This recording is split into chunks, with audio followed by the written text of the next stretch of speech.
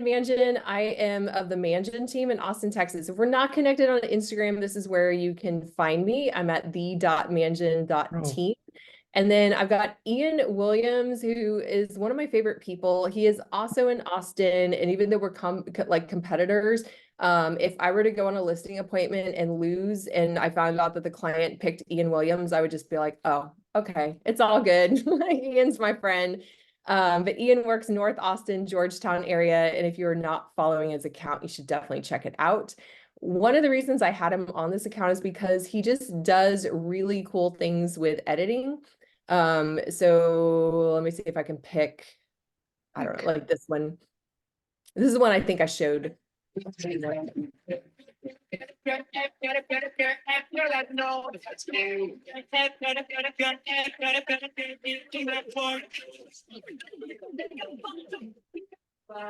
All right.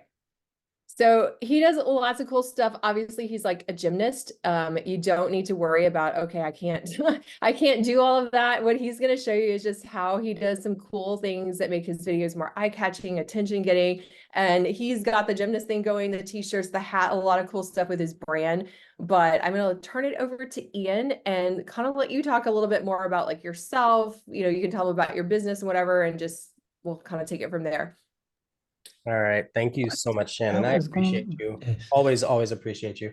I want to start off by saying that I know that y'all aren't here, you don't care about me, but I do want to share some like base information. I built a lot of my real estate business off of social media, and I would say 90% of my clients originally came from social media, including these transitions and tricks and stuff that you're seeing. Let me see if I can. Oh, there. I'm like, you can hold on, Ken, bro. I love you, man. But there we go. All right. So I just like Shannon, I've hit elite agent at our brokerage, which just means that we actually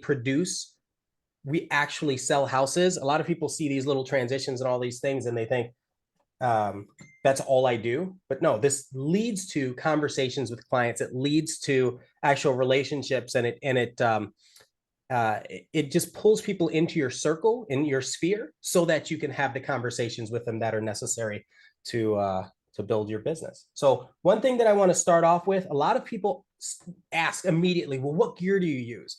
I want to start by saying everything I do, or 95% of what I do, is just my cell phone. I don't really play around with, and I have $4,000 cameras. I don't use them because it always ends up being, do you have that with you? Is that the thing that you know, like, can you work on it? If you have it on your camera, are you going to remember to take the memory card off your camera, download the files, upload it to somewhere else, or email it? Well, you can't email it because it's usually too large to email. And so if you can't email it, are you going to drop it on Google Drive? Or are you going to drop it in Dropbox? Like, how do you get that content either A, onto your machine that you're going to work on, B, onto your phone, or C, to somebody else who's actually going to do the work? And so all that falls into, it's so much easier to do it on your phone. And so CapCut is a wonderful tool that allows you to take all of this stuff that's on your phone and turn it into content pretty rapidly. So that's why I've stick to CapCut and the mobile phone. It is also available on your desktop, iPad, everything. It is ubiquitous across all the platforms. And I guess, let's see, how many people in here are already using CapCut? I guess drop a 1 in the chat if you feel like you're proficient with CapCut, and then drop a 2 in the chat if you're like, I haven't heard of it before today. Interesting. Okay. Good. And love the desktop version too. What I've learned, or what I feel, is the desktop version they didn't prioritize that. They don't have as many features on it, but as far as like the fundamentals of it, it works very, very similar. So and we'll go over that. We'll go over like all the different sections of the app, but the fundamentals of it are the same. They're still catching up with adding a lot of the features, the transitions, and some of these things in the desktop version. Cool. Where do you want to start? Do you want to talk about like any particular edits that work really well, or like basics? Or yeah, So I wanted to go over a couple more pieces of gear that could be beneficial. And then I do want to ask, I mean, I guess you can always talk about this in the comments. What are the types of edits that you've seen that you want to replicate? I can go that route, or I can just go step by step and start with fundamental things and then move into a little more advanced strategies. Okay, so I noticed Tracy says she used InShot. So I want to talk about that. There are a lot of apps out there that can do almost the same thing as CapCut. The particular reason why I tend to lean towards CapCut is because it's essentially TikTok unbranded. And so, and it's on all the platforms. You can't necessarily get the same version of InShot. It is on the Android, but on different phones or on your desktop. Like InShot on the web is not going to be like InShot on your phone, where CapCut seems to have kind of this same brand feel across the board. And so if I'm used to something, I can jump to another platform. I can jump to an Apple. I can jump to a Windows machine. And I'm not saying you're doing that, but if you're ever borrowing a computer or you have to go somewhere else, having access to that, like one app that you know that you can use and you can find everywhere, tends to make it a little easier for when I'm editing, when I'm trying to do something, or if I'm trying to explain something. So I'm going to show you a couple more things that are really cool. If you're ever doing videos, half of my videos I don't talk in, which it's interesting because it still gets people to click and to engage and to drop into my DMs. But if you do talk, having a mic, and I know many people have talked about this, I always love having a lapel mic. Because, and the reason why I choose wireless, and this is really important, if you choose wireless, you can be far away and it sounds just as clear, right? You're not tethered to a device. But you can also take this exact mic and it has a plugin for a line-in mic, a wired mic, a lav mic you've probably heard. And so you can put this on your, clip it to your pants or something like that, run a cable through your shirt, and then still have the mic here. But also this particular brand allows you to, it's magnetic. And so it allows you to clip it here without actually having to clip it on the edge of something. The reason why that's important is because depending on what styles of clothing you wear, like t-shirts, clipping it up here does not work the same, right? Or it's bouncing around and it just gets really annoying. And so I had to find one that was magnetic. Works really well, connects to your phone, all sorts of things. So that's one thing that's super beneficial. And then the case charges the device. There are a few brands like that out here. If you have any interest in any of this stuff, just DM me on Instagram at IanOfAustin. And it might be helpful also at the end. You can shoot me like some of your top picks for like the microphones or whatever, and I'll send it out. I always send out like a little newsletter that recaps what we did, and so I can send that out to everyone as well too. I love it. Okay, that's one. Second, I always have a trusty dusty tripod. Let's call it trusty dusty. I always have a tripod. That is the one thing that I feel has allowed me to do the creative things that you're talking about, Shannon. Yeah. If you have a gimbal, that's fine most of the time if you don't want to be in the video. If you're like videoing somebody else. So you'll see people walking around with the gimbal and it makes it all smooth and stuff. But depending on the platform that you're working on, and I think this is because we're talking about Instagram specifically, people are starting to cater more towards like raw, right? Like people just want realistic stuff. They don't necessarily want this super high produced. And so that's why in my mind, the tripod works out a little bit better for a couple of reasons. Number one, you can walk around with the tripod. Let me show you this particular one. So it pulls out like this, gets as long as you need it to get. Okay. It has the phone holder that you can also spin. You can also angle. So you can do everything you need. And at the other end, it is a standard tripod. So it's all built in to this little like bully stick. Real small, easy to. That could also help you if you're alone at a vacant house and someone sneaks in. I'm like, it could also serve as a bully stick. Absolutely. Heck yeah. Like, get out of here. But so the reason why I say this is because a lot of the times you'll see the videos where, let's say I'm, far away or I'm doing a backflip or something like that. I can set this down, put the phone in here, hit record, go do what I'm going to do, and then later come back and edit it, because I do a lot of this solo. Like I don't have anybody, I don't hire a videographer for any of this.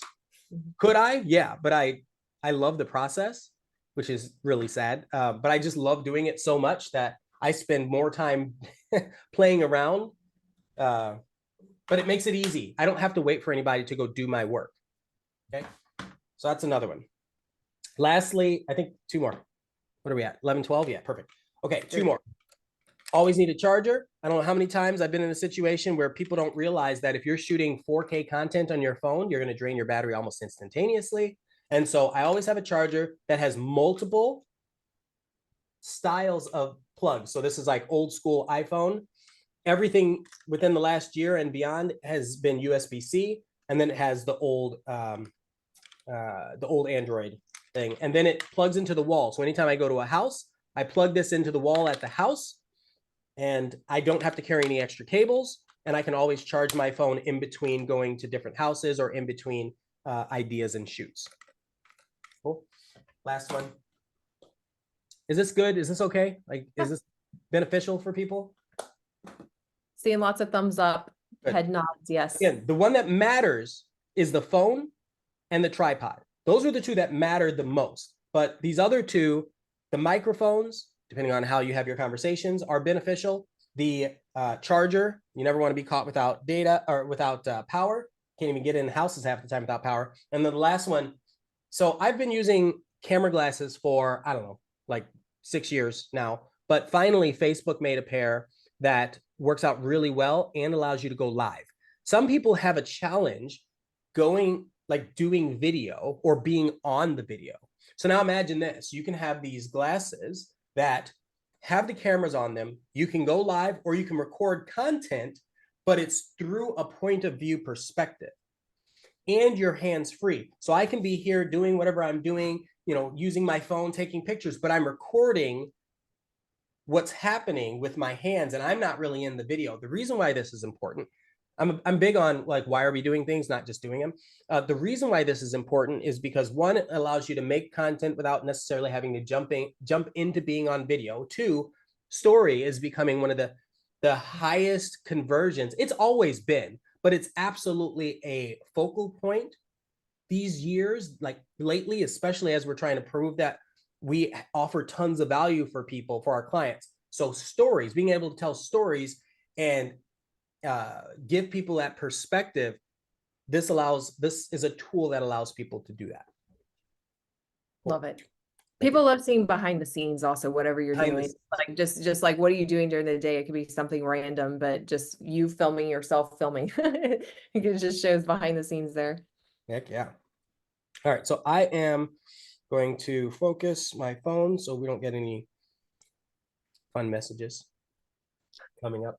And then I'm going to log into the Zoom so that I can share my phone screen as well. Make sure I mute my phone. While we're waiting, drop the links for the gear. So for the gear, you can DM IanOfAustin, or you can, Shannon will be sending out a link to a gear after the class. Yeah. DMing him will be faster. It takes me a while to get the recordings and everything back. So yeah. All right. Cellular. Recording in progress.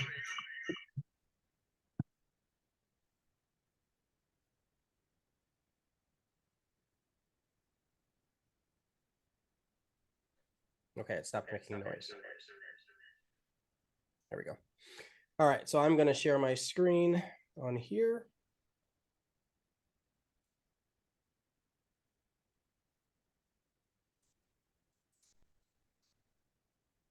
And let's see if it comes up. It does. There we go. All right, so then we're going to pin this.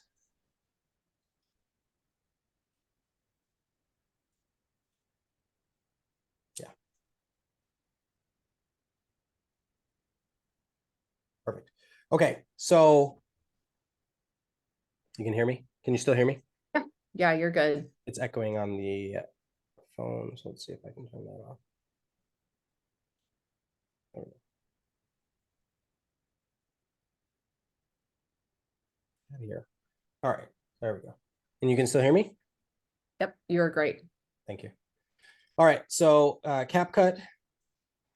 I'm just gonna super quickly go over a couple of these other things. See, I have InShot on here. I have Photo Leap. I have Loom. I have like, I've used so many apps.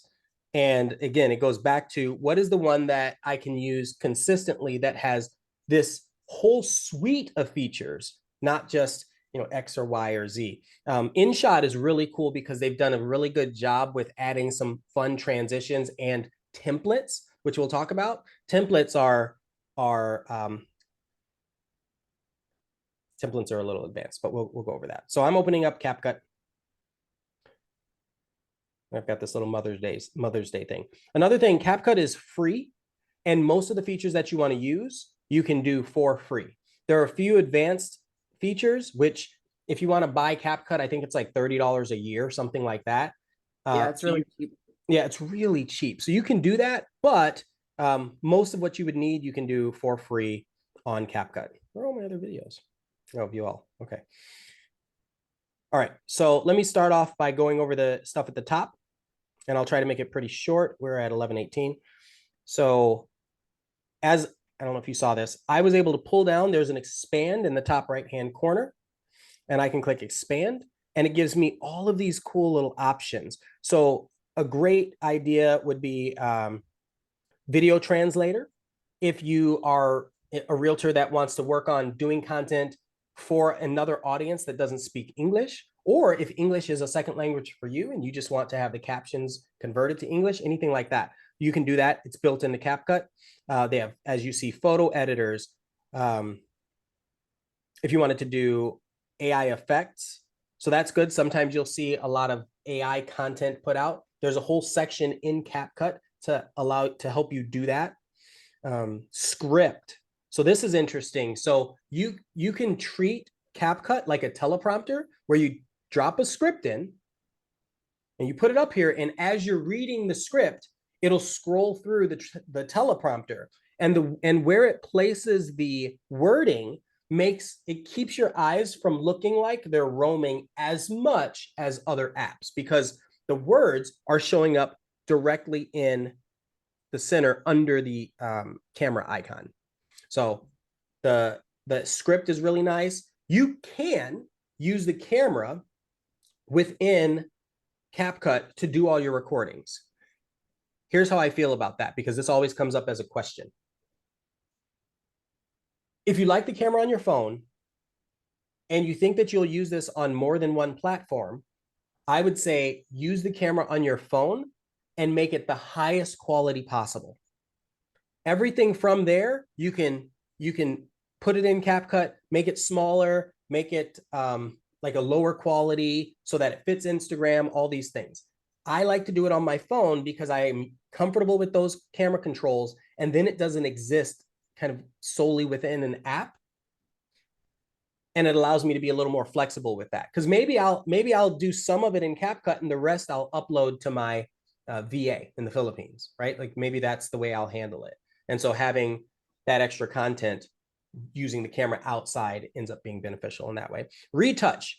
For all the people that wake up in the morning and they don't feel like P. Diddy and they want to have, let's say, their makeup on, or maybe change their look a little bit, you can do that with the retouch button, right? So I tend to look tired a lot because I'm go. Like I was up till 2 a.m. and then back up at 5:30 a.m. So I can retouch and remove any kind of bags under my eyes in the content that I'm recording with the click of a button. There is closed captions, auto captions, which I'll show you how to implement those. We talked about teleprompter, and then remove background. So you see that in a lot of these apps like Zoom and Google Meet, and sometimes you'll see it in phones. I'll talk about the cinematic and action mode in a little bit. That's actually a really, really subtle point, but I think it's a big deal, and I'll explain why. So the remove background, I can take everything from behind me, remove it, and then let's say I'm scrolling through an article, or I'm in front of I want to have like my little head talking in front of a house while the house tour is happening. I can use that button to do that. Good so far? Yeah. Cool. Your next, pardon me. Excuse me. Yeah, sorry. Okay, so new project is how you would start a new project. So I'm going to start that right away. You go into new project and it asks you what kind of video, like it's, if you look on the top left where it's, what color is this? Teal, where it'll say what videos do you want to add into CapCut. But let's be careful because there are other things. There's photos, live photos. Generally, it's going to be video. Like I really am a proponent of putting video clips together. But sometimes people want to make a photo reel, and you can do that here. I've had people that log into CapCut. They're like, how do I import photos? This is it. And then you'll notice there are little circles around each one of these video clips. The circles allow you to select multiple clips in order so that you can upload it into CapCut, right? So let's say I have one here. Let's say I have one here. Let's say I have one here, okay? You'll notice the numbers 1, 2, 3. That's the order that it uploads the clips. Here's why this is important. Depending on the style of video, sometimes you're prone to make blemishes or mistakes, I'll call them. So if I do a walkthrough video, which we didn't get to show, and I'll show that before I go further. But if I'm doing a walkthrough video, I actually make a bunch of little clips and then I upload them all together so that I don't have to worry about my ums or my likes or maybe missing a beat when I'm talking about specific content. Because when you're creating short form specifically, if you don't grab their attention or you have pauses or you have filler words, you've lost them most of the time. It's all about, and you know, Shannon, you teach this all the time. It's all about getting their attention right away and making sure that you try to retain it throughout the process, right? So I'm going to use an example of a video. Let's see, what's a good one? Okay, so walkthrough. Okay, so here's a good example of a walkthrough video. Oh, I don't think you can hear it, but the point is, you can't hear it, right? No, but it's okay. Well, we get the concept. Yeah, so the concept is just that it's a bunch of clips, and each clip, I'm talking about a particular feature, right? Now, someone had asked about the mode. Let's see, you asked about cinematic or action mode. So in these types of videos, I personally choose to start with cinematic mode because I start off as the focal point. I want you to listen to me. I want you to see that there's something behind me that might be interesting to you, but I want you to listen to me first. So in that case, I use cinematic mode, which for those of you that haven't used it yet, if you have an iPhone, cinematic mode blurs your background. It makes it look like a professional camera. The change up, the technical aspect is the quality is generally a little, the frame rate is lower. So it's kind of a technical thing. If you're going to be changing frame rates, you have to realize that when you're putting your video together. All that to say, it blurs your background. That's what matters. Cool. And then in other shots, I'll either have a wider view or, you know, action camera or something like that. It really just depends on what I'm trying to accomplish. But yeah, cinematic mode for talking head video when I am the focus. You want whatever the focus is to be actually the focus in the video. So if I'm doing a, let's say one of those backflip transition videos, but you can't see me doing the backflip and I'm blurry, but the house is there, that kind of misses the point a little bit. So in that case, I might do an action mode on the camera. Did I articulate the response well enough? Yeah, maybe. You're good. Cool. Thanks. All right. So this is great because of cuts too. So I see John. This is great because of cuts too, because people are going to stay watching for a while, I feel, and not get bored. Yes, that is the reason for this. So now I'm back to forever. Now I'm back to CapCut, and I can hit add down at the bottom right-hand corner. I don't know if you can, yeah, you can see it, but my you're good. Yeah, we can see it. So I'm going to hit add, and now I've got 3 video clips that uploaded.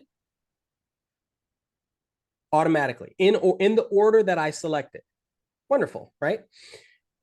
I'm gonna tell you right away, go all the way to the end. And I see so many realtors miss this. And this is for every app. This is like InShot does this, and a bunch of other these apps do this. They put like their own like logo at the end of the videos. And so I can always tell if people have used this or not because they leave the logo in. So I always click this because it's a video clip. I select it with my thumb and I just hit delete. Get out of here. I don't want you to do that. And I have the pro version. It's just funny that they always put it in there to see if you're paying attention. Cool. All right. Next thing is we'll talk about timeline. Most people seem to know or be pretty proficient with how the timeline works and all that. So I'm just going to go over it really quick. In the top middle is what you're seeing on screen. Okay. And then in the bottom, this is called your timeline. And what you'll see is rows, and the rows will have clips. Well, the first row will have the clips that you imported. Okay. So I click on it with my thumb and it selects that clip in that row. If I click anywhere else in this blank space in my timeline, it takes me off and I basically just have the whole thing selected. Okay. The reason why that's important is based on what you're doing, it gives you different controls. So if you look at the bottom are all of my controls. So edit, audio, text, effects, but I don't have any clips selected. So when I choose edit, it's editing everything, like all the clips at once. Or if I'm creating text, it's creating text on everything at once. But if I select that particular clip, which you can see it highlighted, that's how you know, now it changes the controls down at the bottom. See, so I have split, speed, animation. So I have different controls, and these controls are particular to that clip. So a great example is if I go over to enhance voice, which is an option in CapCut, it's enhancing that voice only for that clip. And so a lot of times I'll have audio if I am speaking and it won't sound very clear. So I might want to enhance it.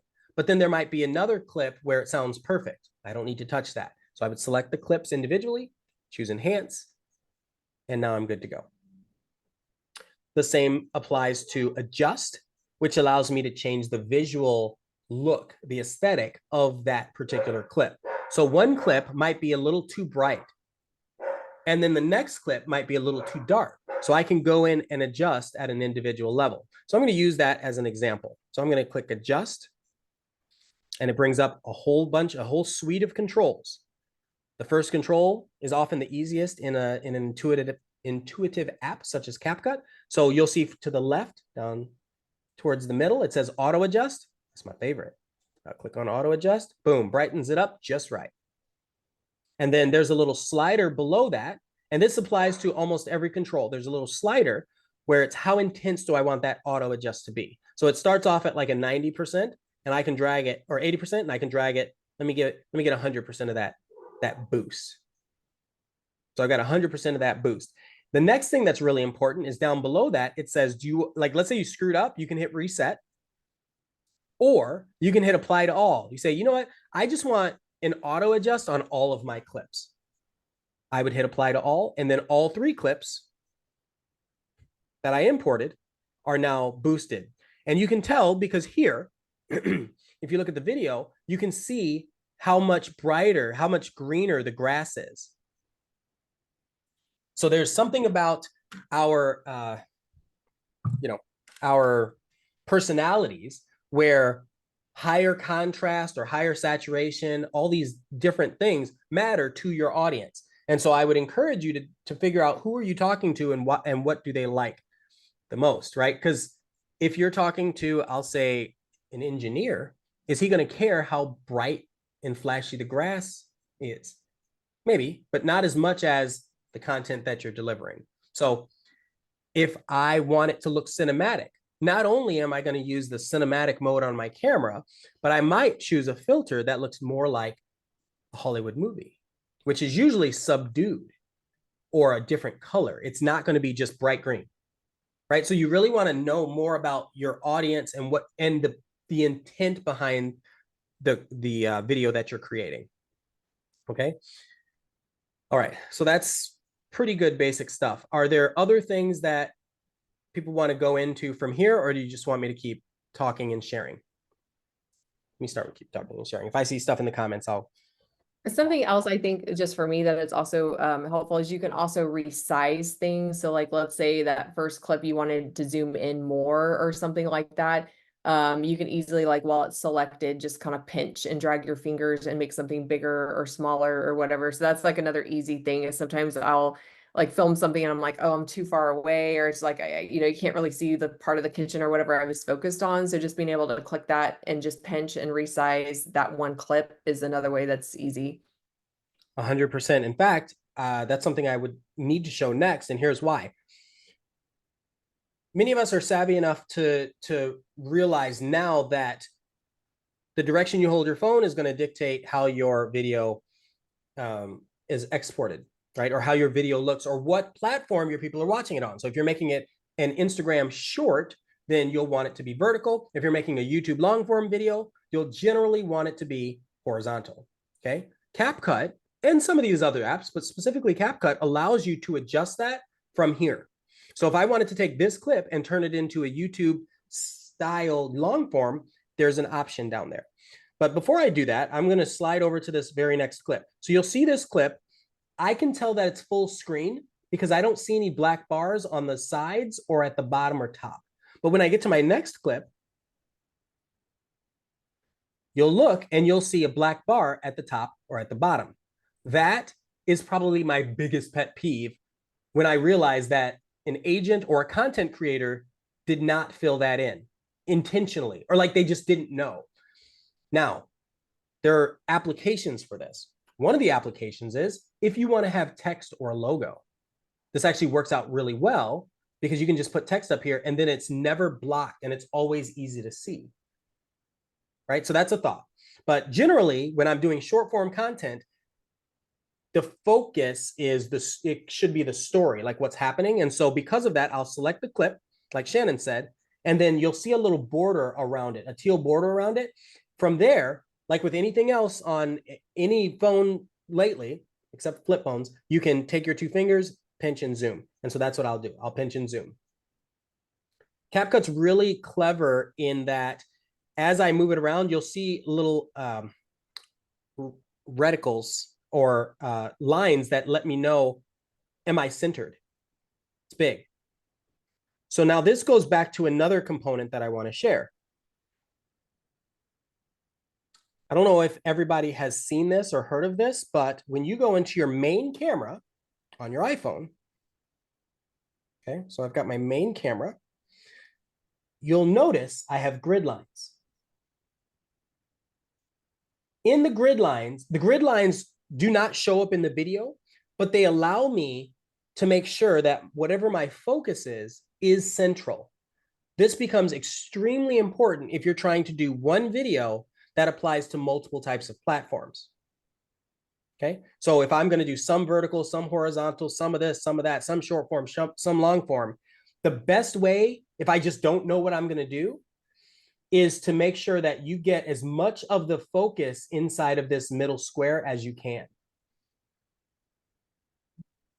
Right? So the grid lines on your phone just help with figuring that out. And the reason why is because if I go back to CapCut and I'm doing this, let's say, so this is Bernardo. He is oh my gosh, an Iranian military special forces. He does tactical training to celebrities and all sorts of stuff.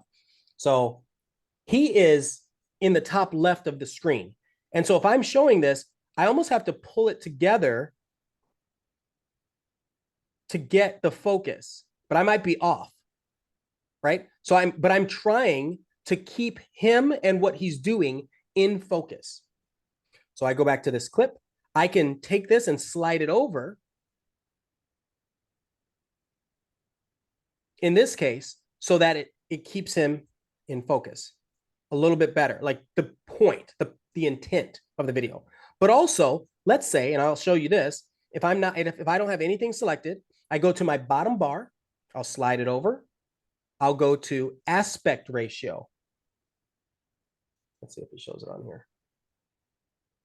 I'm going to turn my text off. I got my closed captions on and I can't see any of the controls. It's kind of bad. There we go. Okay, so you see aspect ratio. So you see stickers, templates, aspect ratio at the bottom toward the right. So I click on aspect ratio, and now I have the controls to choose. I'll get back to the grid lines in a second. I have the controls to choose. Do I want it to be a TikTok video? Do I want it to be a square Instagram post, not a reel, right? Do I want it to be a YouTube wide video? And then I've got a few other options for different phones and styles, and you can even customize it. So like the far right, the 235-1 is cinematic mode for, like, I've got these ultra wide monitors and I might want to do that for cinematic mode. It really goes back to, what is your audience going to be watching this on? Are they going to be using their phone? Are they going to be watching it on their desktop? How are you creating this? Are they going to be watching it on their TV at home? Because that's all going to be a different aspect ratio. Okay, so let's say this is for YouTube long form. I'm going to check the box. Now, it can't do it for just that clip. It's going to do it for everything. So now all my videos are thrown off. So let me go back to the Bernardo video. Because I had him as the center focus, I can maybe zoom in and slide it over. There we go. Let me even make it a little bit smaller. Zoom to the left. There we go. Do like this. That's good. And now, if I'm watching it on YouTube, look, I lost his head. That means I'm going to click it and drag it down a little bit, because that's what's important, right? So when I'm doing the video, look, I lost it again. So these are the things that you want to think about with the grid lines. I never had any intent to put this on YouTube, but this is showcasing why having those grid lines can be powerful. And these are, yeah, can be powerful. A lot of professional cameras will allow you to have the grid lines on the screen. So if you do want to have a videographer or a, a nice camera and shoot some content, that's going to be a really important point.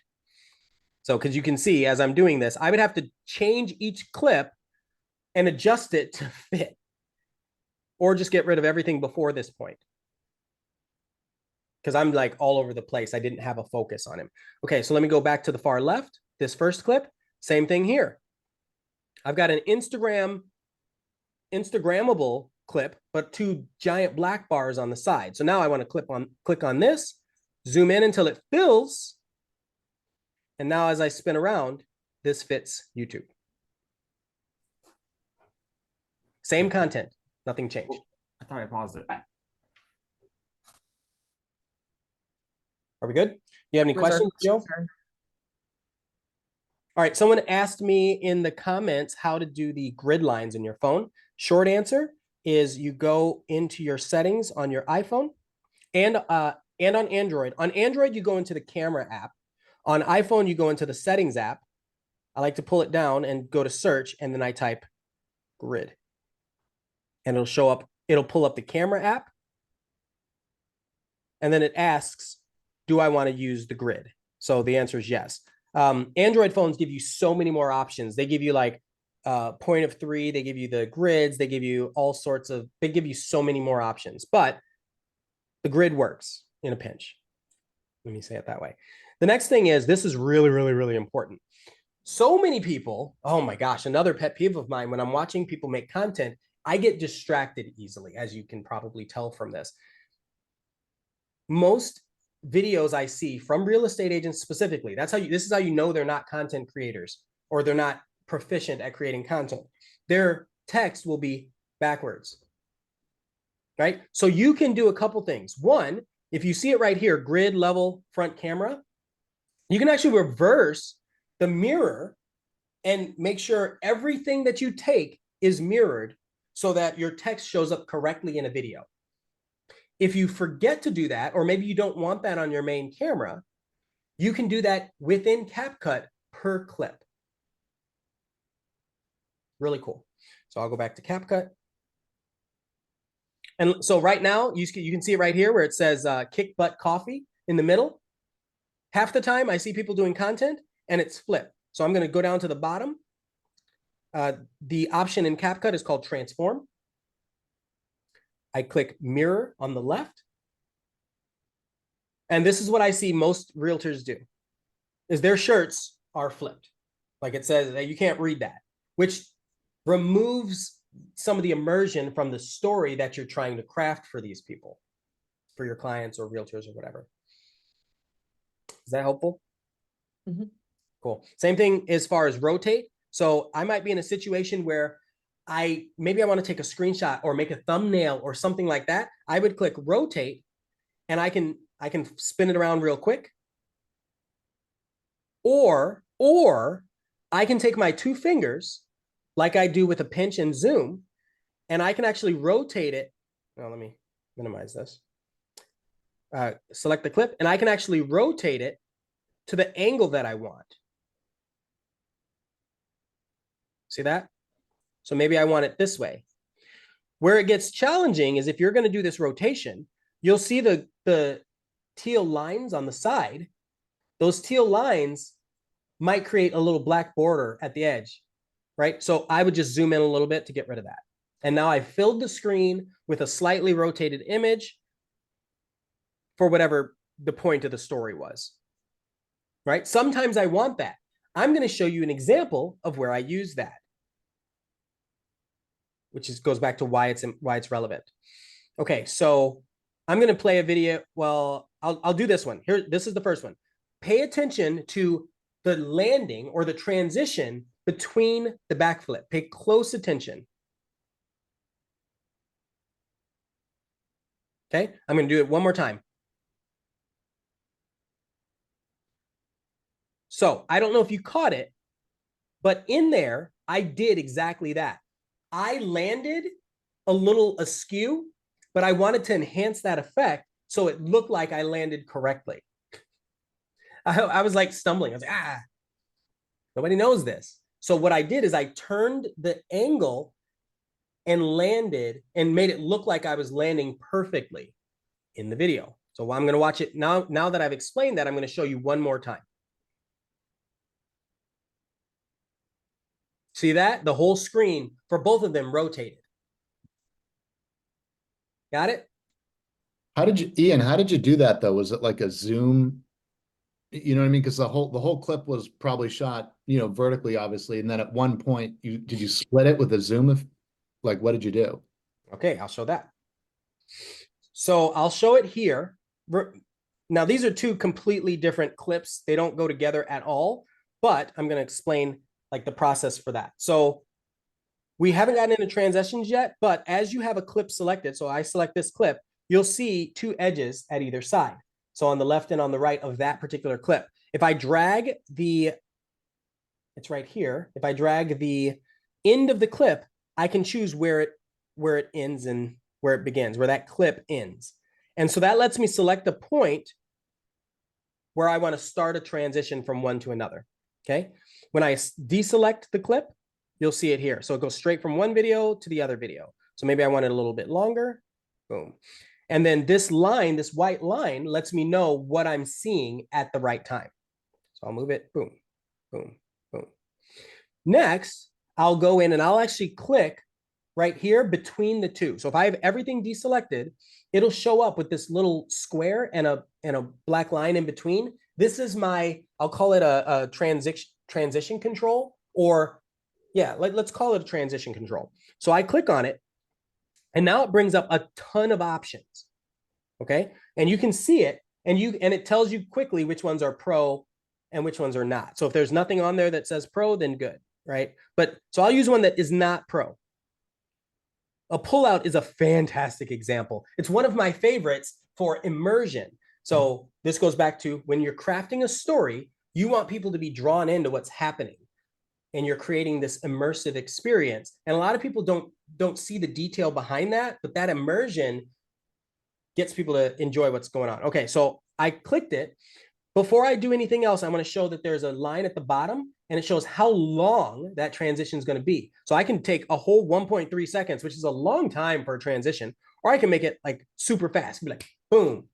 It depends, again, on what your style of video is. If you speak really quickly and you're just panning back and forth, and you know that your audience is 17 years old, Why would it be? I don't know. Maybe you're talking to their parents. You're like, do your parents want to do this, this, that? And you are intentionally adjusting your cadence. Maybe a fast transition makes a lot of sense. But if you're talking to somebody that is, maybe they've been around for a while, they're going through their legacy years, they're looking for a sunset or a home situation, you might want to slow down the transitions, because while they're nice, they can be a little distracting for someone that doesn't like watching fast-paced content. So I'll pull it up here. I'll go all the way to 1.3 seconds, and then I'll check the box. And so I'm going to play the difference between the two, and it'll go from this first clip to the second clip with the longest version of that particular transition. So I'm going to play. See that? I'm going to check the box again, and I'm going to make it super fast so that we can see how fast a fast version of that exact transition is going to be. So I'm going to check it. I'm going to slide here, hit play. Boom, super, like so fast, almost so fast that you can't see it. But when you're attention grabbing on a short form video, you want to be as quick as possible. When you're talking long form, you want to adjust it so that people have a minute to digest, because that's the point. The point is to give them a longer format version and a little more detail behind everything.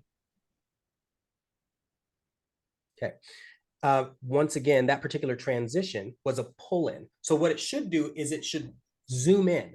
So where does that come into play? Let's say I'm closing a door, and I want to transition from the door close to me being inside the house or being in a different room. That would be a perfect spot to use this pull-in transition, because you see the door slap, and then you would see the film, the camera go zoom, almost make a zoom effect. Right? So this pull-in transition would be perfect for that type. So I'm going to do it again. I'm going to make it a little bit, I'll put it in the middle. And so imagine that. Imagine a door closing or a phone hanging up. And you have this motion that you're making. You want that motion to be, is contiguous the word? You'll want it to be contiguous with the action that's happening on the screen. So if a door is closing into you, that pull-in makes that zoom feel appropriate. It's a trick that a lot of cinematographers use. It's continuity in movies. Anyway, so I'm going to play it again and just watch that particular zoom in, because that's what this is doing. It's subtle, but it makes a big impact when you want to increase your level of production, your production value, and it's so easy to do on CapCut. Okay.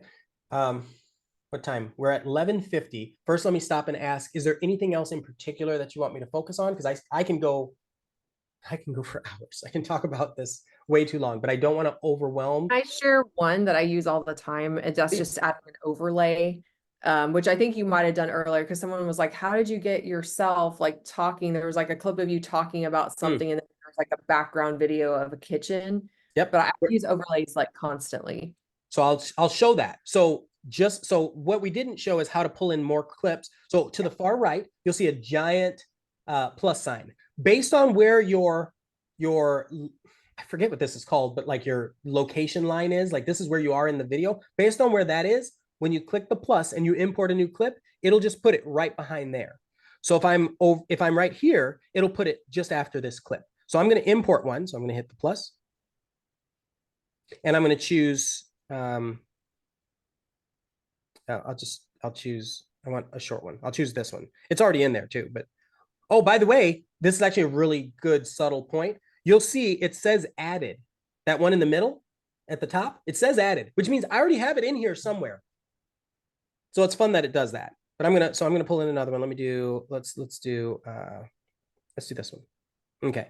So I'm gonna hit add or this one, and I hit add.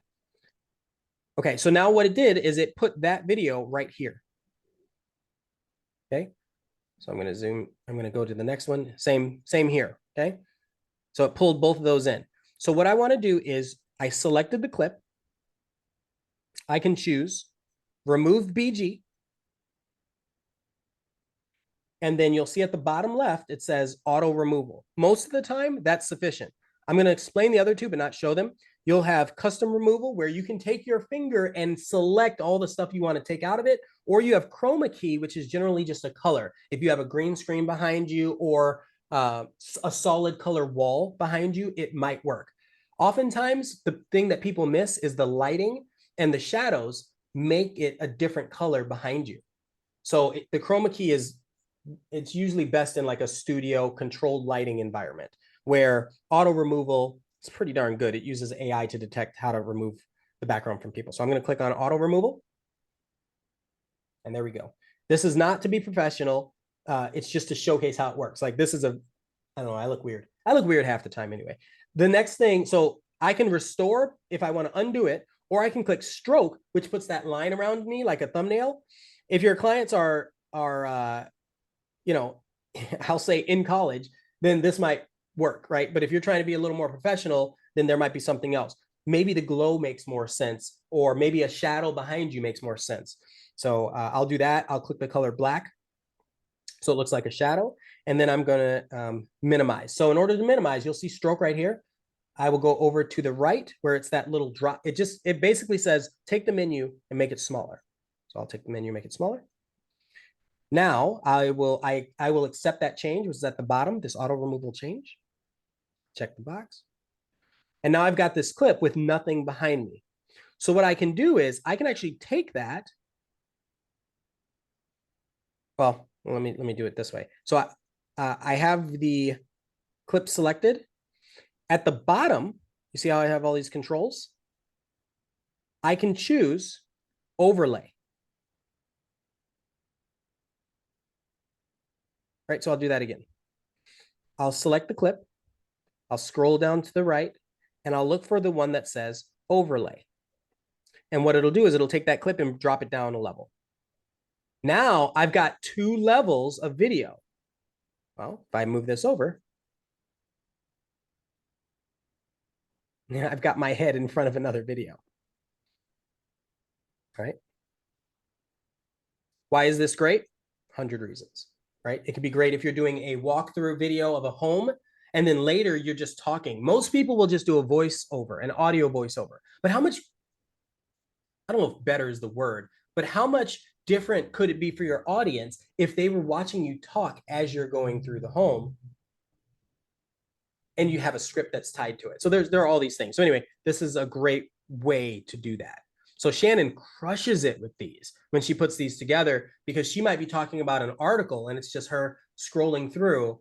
And then next thing you know, I did one that's like pinned to the top of my page. If you check out my page, it's the second one. And it's a video of me talking to Usher. And I had so many people that were like, how are you talking to him? Like, what in the world? How did you do that? And all it was I screen recorded the Usher video of him where he's like, you know, like, are you serious? What's going on? Whatever. And so I just screen recorded that, resized it. And then I recorded my part as if I'm talking to him, like the other half of the conversation. So I just put my video in there. I put the Usher video in there. I made him the overlay. And then I went to transform and I just resized them. I cropped them. You can crop, you can, you know, shrink them in. So I just made it look like he appeared. And then when he left, I used a little transition just to make it look like he left the conversation. And then it was just my video left. So go to the grid. There we go. And it should be the second one. Perfect. I almost died when I saw this video. I love this video, but I don't have the sound. I want to show it anyway so you can kind of see. Yeah. So just me. This is my video.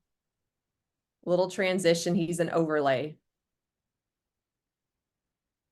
And that's all it is. And people are like, oh my God, how did you do that? It's screen recording. I know it's like copyright, but it's like we use it all the time. And that's what you see a lot of like in TikTok and stuff is like people will take a scene from a little movie or whatever. And then he hangs up on me and I just did a little transition where it looks like he just drops out of the conversation. So I do like your tip also on like, make it look like if something moved or it slammed, pick the transition that goes, go right, go left, go down, whatever. And it just makes it look a little more realistic. That's all that was. 2 videos on top. It was so good. And listen, like you can tell I study this. Like I watch what's going on. That is a masterclass in telling stories. Shannon is so darn good at conveying a story to her audience. But of course, she was a teacher before. And so that makes it easier for her to take that and, kind of summarize the But you could do intent. the same thing. Like people are like, well, I want to be talking to someone. I want to show both of our heads or whatever. You just combine the two clips. Like if you're interviewing, if one person's being recorded and whatever, it's just literally like overlaying one and resizing it. So that's all it is, just to put two videos together. So many ways to do that. I mean, we're at 11:57. I figure I would stop it there. Yeah, that's perfect. I know we're running out of time. Like literally we could go all day. I know. And just like there's so much more. What is in the chat if y'all want to like drop what was the best tip you learned where you're like, oh my God, I'm so glad I learned that today. Or you can come off mute and tell us. Someone said like the mirror effect, to fix text. Everything so far. And again, so the beautiful thing is you can take this and then apply it to, if you're already comfortable with InShot, great. See if these same options are available to you, because like the camera, the grid thing, that applies to anything you do here moving forward. I call it a life skill. That is a life skill that will improve all of your content moving forward. All right. Well, if you have further questions, Ian is one of the nicest people. He will absolutely answer it. Like I said, if you want to know his gear and all that stuff, follow him on Instagram and just send him a message. I will get the recordings out and I will send like a link where you can go back and watch the replay as well. And if Ian gives me that list, I'll have that there in the replay link as well. So thank you guys so much for coming, and go out and make videos. Have fun. It should be fun. I love his passion for creating stuff. And it's like, if you can get past some of the technicalities where it's like, oh, this is cool, it just makes life so much easier when it comes to editing. All right. Well, thank you so much. We'll see you guys next month. I got Marie Lee from Tennessee coming on as special guest next month. So that'll be a good one as well. Thank you so much, Shannon. Thank you, everybody, for hanging out. See ya.